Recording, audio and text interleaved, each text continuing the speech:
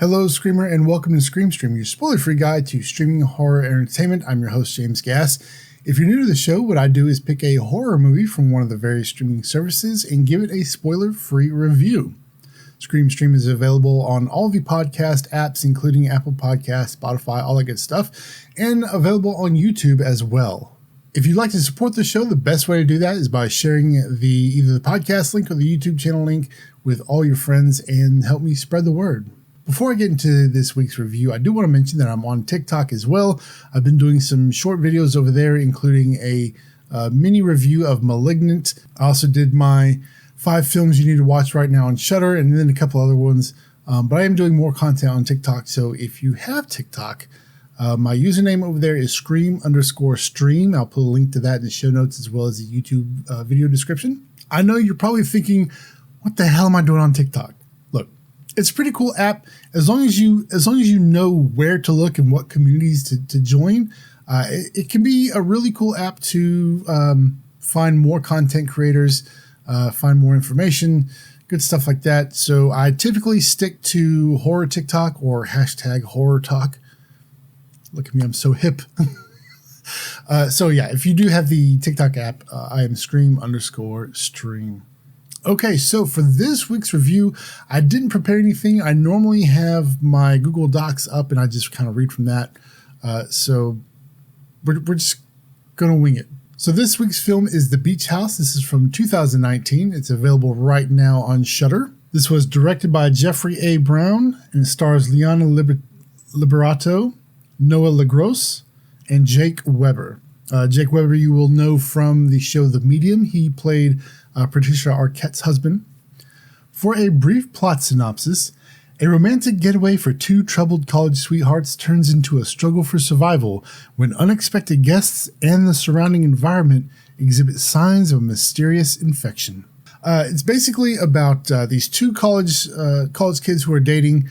They've been having some relationship problems. She wants to go and do her master's and he doesn't want her to. I guess it's kind of a stereotypical thing, right? Among college couples. So they go to his dad's beach house, hoping that he can convince her to stay and fix the relationship. And when they get there, they find another couple living there. It turns out to be his dad's friends that have been staying there for a while. And so they kind of introduce themselves. That night they have like a little party. More of they drank a bunch of wine, smoked some weed, or ate some weed, ate some edibles. They ate some weed. That's a thing, right? Ate the weed. Yeah, you can do that. Yeah, that's anyway. And while they're high, this sort of bioluminescent organism kind of covers the area. It covers in the trees, on the beach, in the grass leading up to the porch. It kind of just covers everything. There's like this mist that is also inside of the house. It's kind of like a dust cloud almost, but it's purple. And like I said, it's bioluminescent. And in the morning, that's when things get really weird.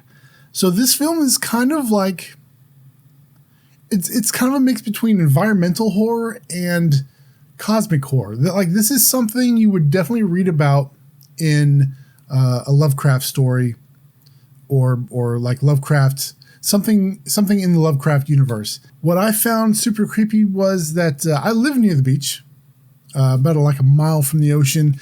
And here in South Florida, we do have times when you can see bioluminescent organisms on the surface of the water at night. I've always thought it was really pretty, right? And then I watched this movie, I'm like, maybe not.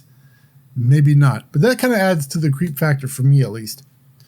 So let's get into the technical review. For the acting, the only actor I recognize is Jake Weber. I don't recognize the kids. I don't recognize his wife. I think his wife only played in 2 other things. Yeah, she was in Dinner in America. Now, the younger actors have been in quite a few things. I don't recognize them. But with that said, I think everybody in this film did a great job I don't have any complaints with the acting whatsoever. There were like one or two scenes where I thought Marianne Nagel, who played Jane, I thought her acting was just a little odd. But that was it. Just like a couple scenes. It could have just been her character, like her being her character. Other than that, great acting, great direction. The story was fantastic. I loved the story. I really enjoyed the writing. The pacing of the film was excellent. There was always something happening. There was that story beat was just a steady pace. I never got bored. I never was like, when is this going to end? So the movie was only an hour and 28 minutes long, which is perfect. Like, it went by pretty quick. So I really enjoyed the story. I thought it was great. As far as the horror, there were like really no jump scares. There was like maybe half a jump scare in the third act, but the writing was primarily tension based. Like all the horror was just tension based, really. Tension based and suspense. I thought that was really well done. There were some great visual effects and special effects. The special effects were excellent, especially like the beginning of the second act of the film, the morning after the party. There's a pretty gross scene that happened. It looked great. Like the gore, the little bit of gore there was, looked really good. In the third act, I don't want to spoil anything, but there were some pretty cool creature effects in the movie. And they didn't look cheesy. They didn't look, it didn't have like a low budget look to it. The production was premium. So I think the film, in all aspects, hit exactly what I was looking for in a horror film. It had great acting, great tension. The suspense was awesome. The visuals were great. Cinematography was great. Acting was great. I think I said that.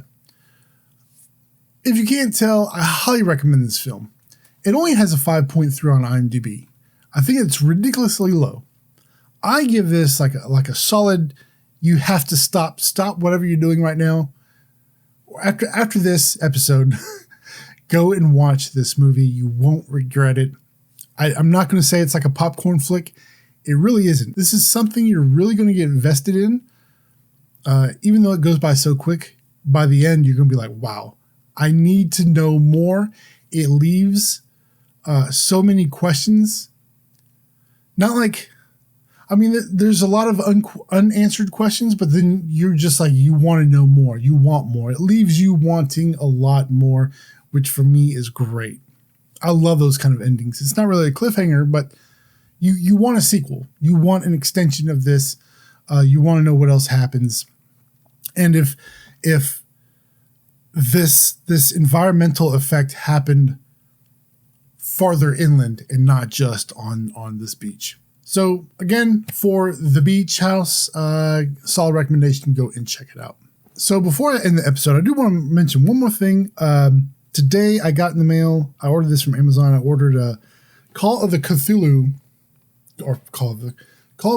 starter set. This is a tabletop RPG. I've kind of heard a little bit about this, but never really looked into it. We play Dungeons and Dragons here at the house, wife and a kid. Really like Dungeons and Dragons, but since it's spooky season and I love horror, I love Lovecraft. I love Lovecraft. Say that 5 times fast. But I love horror, RPGs, all that good stuff. And I thought, why not give Call of Cthulhu a shot? This is $22 on Amazon. This comes with everything you need. What's nice about this, so I also have the Dungeons and Dragons Essentials kit and I also have the starter kit. I think this is better put together than that, because what this does is this gives you 3 books. The first book is gives you sort of like a solo adventure for you to run by yourself. The second book is really the rules. So once you have an introduction of what playing the game is like, then it gives you the rule book. And then the third book is when you're ready to run your own game, you can bring in some friends and actually run a game. So it kind of teaches you how to be a game master and play at the same time. I don't really think the Dungeons & Dragons starter kits did that very well, especially the Essentials kit. The starter kit, I think, did an okay job. Like, he gave you some hints at how to be a dungeon master, but not very well. Like, you really need to go online and look through all that stuff. This right here, I've heard this does a really good job at A, teaching you how to play, and then B, teaching, really, there's a book dedicated on teaching you how to run the game. Then it gives you like a bunch of handouts, pre-generated characters, all that good stuff. But anyway, this looks really interesting. I can't wait to play it, and that is Call of Cthulhu. They also have a lot of other modules, so if we decide to like really dive in, I might get some other modules and run some more games. But they say you can play with 2 other people, 3 other people. You can play with a smaller group, which is nice for us, just because we don't have a lot of friends here in South Florida. And in South Florida, I don't think a lot of people play RPGs anyway. That's just an assumption, though. That's just my assumption. So I think this is perfect for us. So I cannot wait to play it. Once we play a couple games, I'll do like another sort of mini review of this. So that's going to do it for this week's episode of Scream Stream. I hope you enjoyed it. Remember, Scream Stream is available in every podcast app and now on YouTube. If you are enjoying the YouTube videos, let me know. Leave a comment in the description below. If you have a horror movie you'd like me to review, you can leave a comment on the YouTube video description or send me an email, screamstreamcast@gmail.com. You can also hit me up on Twitter, Scream_stream, and again on TikTok, Scream_stream. And if you want to help support the show, just send the links to all your friends and let them know about the show. And until next time, I'm James Gass saying, if it was real, the cameraman would be dead too. Good night.